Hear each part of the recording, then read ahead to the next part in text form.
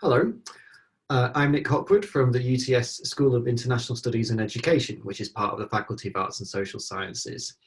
Here I'm on UTS campus, so I'm on Gadigal land, and I'd like to acknowledge the Gadigal people of the Eora Nation as traditional custodians of knowledge for where we are, pay my respects to their elders, past, present and emerging, and say and affirm this is and always will be Aboriginal land. This video is a little kind of deep dive, or to give a feel of what ethnographic research can look like, looking in particular at a study that I did at a place called Karitane in Sydney. I'm going to dive straight into some of the fieldwork details. I'm going to try and persuade you that ethnography is an awesome way of doing qualitative research, or that it's not purely qualitative, and you'll see elsewhere there are people who are talking about, kind of quantitative ethnography, but even classical ethnography having numbers in it. But the approach I took in this study was kind of largely qualitative, and I think it worked really, really well, and I was able to answer questions that mattered to me and mattered to the practitioners and the families involved in a way that other methods wouldn't have allowed. So where I did the study was a residential service in Carramar run by Karitane. They're a parenting support organisation, and every week 10 families go, or at the time the study, they stay for 5 days, getting there Monday morning, leaving on Friday afternoon. And they're there seeking help. They're not mandated to go there. They're asking for help and often have tried other things with difficulties relating to young children under 5 or usually under 3 years of age. Often they're related to sleeping and settling, feeding, whether breastfeeding, transition to solid foods, toddler behaviour management, particularly aggressive behaviours. But also many parents themselves are affected by mood disorders. They might have postnatal depression, and they're supported by a team of nurses, social workers, psychologists, childcare workers, a paediatrician, a psychiatrist. Later in the week, a nun used to come and run a group therapy session for parents. There's a masseuse and a hairdresser to help parents do a bit of self-care. What about the data that I got? Well, I did this research with Teena Clerke, who came and did fieldwork with me. And between us, we went over 80 times to Karitane, spread out over 9 months, usually a couple of times a week for me and about 1 day a week or something for Teena. And we took a lot of field notes, and here they are. These are mine. Teena had her own, and I'll just open up one of them and you'll see, like, that's what the notes look like, kind of lots of writing. And yeah, I'll take another book. It got a bit messier later on. Yeah, this one not quite as neat and tidy, but that's what most of our data looked like. We took 338 photographs. We weren't allowed to use those in publications, but we often used to kind of like help us remember things and kind of help us enrich the notes when we typed them up later. We collected 119 documents. That included, weren't allowed to take patient records or even copies of them, but we were allowed to look at kind of informal notes, policy documents, posters that were around, guides that were given out to parents, all that sort of thing. We took audio recordings of handover practices, and we did sketches. Teena was really good at doing sketches during the field notes. I did some really, really poor ones, but Teena was much better than me at those. You'll notice it says 0 on interviews. We had money to actually transcribe audio recordings of interviews, and now that Teena and I felt that they were necessary, once we've been there for these 9 months, many of the questions that we had, we'd already been able to answer through the observation. And the kind of the insights we were getting were about things that we were noticing in practice that the people doing the practices wouldn't necessarily notice or articulate themselves. So although it's quite unusual in ethnography, and many ethnographers use a lot of interviews, we didn't. Just to give you a flavour of kind of what Karitane looks like and what the practices there are like, there's a lot of time spent between professionals and parents around play, particularly during the day.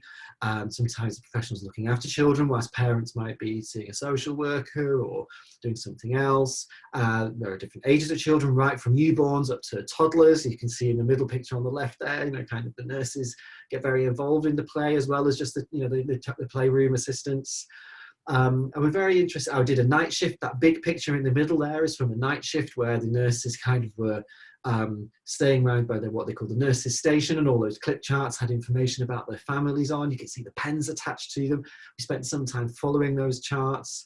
I was really interested, if you look at that bottom left picture, with the writing on the nurse's hand on ephemeral texts, how they kind of managed to regulate their own practices and kind of what writing on your hand did, what it made possible. I was interested in things like interruptions, which you see happening in the bottom there, the little alarm, the little rabbit ears on it, which pull nurses briefly away from their work. You can see that picture of the notepad. Again, I was really interested in these kind of temporary forms of writing, you know, what kind of knowledge do they hold and how did that kind of get folded into what the nurses did next and the other staff. These are sketches that I drew. I didn't draw them in the moment. I used photographs and then turned them into sketches, which we are allowed to publish. The kind of the one on the left of the nurse leaning in, that's a nurse lifting up a flap to check on a baby who's asleep in a nursery. The one at the bottom there is of a nurse and a mother kind of the during settling, so just off to their right, or the right of this picture, would be a nursery with a child probably falling asleep or maybe crying a little bit, but not distressed. If the child was distressed, then they would be in there comforting the child. They're there looking at a kind of an object, a chart together, which I'm just about to show you what they look like. So here is one of the, this is like a made-up one. This is not of a real child. But what they were interested in was lots of things are recorded on documents like this to do with whether the child was happy, grizzling or crying, when they were fed, whether they were breastfed or not, when they had dirty nappies, when they were asleep, when parents or nurses or other staff went in to help a child with their sleep. And it was interesting because we found that these were not just a historical record of what a child had been doing. They were actually used very much to provide a shared point of reference between a practitioner and a parent, and often help to reveal changes that were happening that were hard for parents to notice, who were often exhausted and still seeing, for example, that their child was not falling asleep very easily. Yet a chart like this might be able to kind of neutrally show actually that the way they're falling asleep is changing over time. This gives you a sense of kind of what it's like to do ethnographic fieldwork in a place like this. And one of the key things around ethnographic observation is often to do with the degree of participation. And I'm not a parent, and I was not a professional, so I couldn't join in the work that these people were doing. It would be wrong for me to think that I could. You know, they have extremely important knowledge and skills that I do not have. But, and normally I would be sitting with my little notebook in the corner of the room, trying to be obvious but unobtrusive and uninterfering. I say obvious because I didn't think it was right for me to kind of hide or even fall into the background. It was important that people were aware that I was there. So sometimes they would make it clear to nurses that they were less comfortable and I would be asked to leave the room or go home for a whole week sometimes if parents weren't happy with me being around. But sometimes, particularly when you're around kids, you have no choice but to get involved. And this was a child who decided that he wanted to paint my face. And so we were there, and that's what happened. And sometimes when a child wants to play, they play with you. One reason my notebooks are so small is that I could put them in my pocket. And you know, if things changed or I needed to move, or sometimes parents would give me a baby to hold or ask me to help change a nappy or whatever it might be, or you know, hold some food that they were preparing. Something that did affect my fieldwork was early on, I actually didn't lose it, but I left one of these books in the playroom after a child had been playing with me, and we kind of ended up going outside, and somebody picked it up and read it. And I was like, oh, okay, well, that's their right. You know, there are people here, they're participants. But it did mean that I wrote things in here that I wouldn't be worried about if people picked it up and read it. And I also put a $50, I don't know whether you'd be able to read that, but I did say there was a reward to get them back to me, because if I did lose them, it'd be really important. So that affected the kind of notes that I would make. So the findings, well, firstly, you might want to know what I wanted to know. I was really interested. I never came into this trying to understand parenting or early childhood. That's not what I'm interested in. I'm interested in professional practice, and particularly professional practice that makes a difference to families where experiencing challenges, or where there might be vulnerable children, or families affected by adversity and social disadvantage. And I'm interested in the work that adults do together, parents and other practitioners and volunteers and things like that, that makes a difference in family life. And in this kind of setting, what I was really interested in was how the professionals use their expertise without being bossy people telling parents what to do and judging them. And that's very much the agenda of organisations like Karitane, is to be supportive, respectful, and to do what they call working in partnership with parents.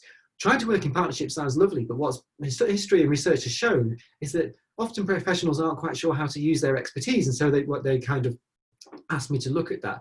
Now, interestingly, when I first approached Karitane, the CEO there said, yeah, you can come and research, but we don't need a smart ass from UTS to tell us we need more time and money. So if that's going to be your conclusion, we can shake hands now, because that was pre-COVID, and you can be on your way. That was a really important challenge to me, and you'll see how that came up, how I responded to that later on.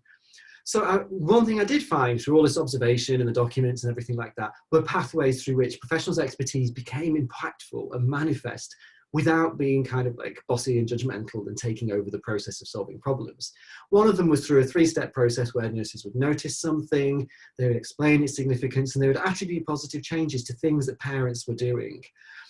So very much it wasn't about showing how they were fixing a problem as professionals, but noticing things and attributing it to parents' actions, whether that was strengths they already brought in the attachment they had with their children, or signs that their children loved them, often when they thought their children didn't love them or were broken, that kind of thing. That happened loads and loads of times, and we noticed it. We weren't looking for it, but it was a pattern that we noticed. We also noticed that the professionals spent a lot of time working with each other on how to target an appropriate challenge zone for parents. Like when they're asking parents to try something different, say around feeding or behaviour management, that's challenging. What we found was a lot of the negotiations around using expertise were about how do we pitch the challenge, right? And there's a way of theorising that into the ZPD, or zone of proximal development. We also figured out that in this situation, you can't teach somebody everything they need to know before they go to work for today or tomorrow. They're constantly learning. And so I came to understand that the professional learning in a place like this, as you go through and hand over from shift to shift, and you come back tomorrow and next week and work with a new family, is about creating, repairing, restoring, and maintaining connectedness in action. Connections between what I do now and what I do later. Connections between what I do and what my colleague does in the next shift. Or connections between what I might do as a nurse and what my colleague as a social worker does. Those connections create what Sylvia Grady calls a texture. And I came to understand that actually the learning what was driving the learning for these professionals, demanding it, and also the outcomes of that learning were that creation, repair, restoration, and maintenance of those kinds of connections between people at work. That was what they were learning as they were going, even when they'd already finished all their degrees and qualifications. Well, what kind of impact do I think we had? Well, firstly, all the findings we talked about, and there were many more than I just listed there, constituted low and no cost ways to enhance practice. So when that CEO said, I don't need to be told we need more time and money, I came back and said, everything that I'm going to be suggesting is valuable and impactful in the work it's doing. It's already possible with the team that you have, with the time that you have with parents, with the way you organize everything. Everything I'm suggesting is really good. It's already possible. So we offered a kind of held up a mirror to practices that these are the things that you're already doing that we have good reasons to believe, based on the evidence and the theories that we're using, are particularly impactful for parents. So we help provide solutions, for example, to that practice problem where nurses were feeling, or professionals were feeling unsteady or uncertain about how to use their expertise in powerful ways, whilst also working in partnership with parents. And so rather than saying, yes, you need more time with parents, what we've done is helped to make the precious moments that professionals do have with families count for even more without having to spend more money. So that's an example. I hope it gives you a flavour of ethnography, kind of, this is it, it's in the notebooks, it's in the time you spend, it's in the kinds of participation you have in the environments that you're with. And I'm hoping to show you that, kind of ethnography isn't just about boring and rich descriptions of what happens in the world, but actually through those rich descriptions and kind of, being involved and intimately immersed in settings, that you can reach understandings that I wouldn't have just got if I was there for a day. I wouldn't have just got if I'd just done a set of interviews or surveys. Those things would have found other useful insights, no doubt. But the ones you get from ethnography, they're special. There'll be other parts of this which will talk about lots of different parts of ethnography, types of ethnography, digital ethnography and mobile ethnography and sensory ethnography. This one I would say is kind of relatively kind of classical in a way. It's not particularly out there and innovative, but I hope it gives you a feel for what it's like to do ethnography and why ethnography might be important. Well, thank you for spending this time with me, and thanks for your interest there. Hope to see you around sometime. Take care. Bye-bye.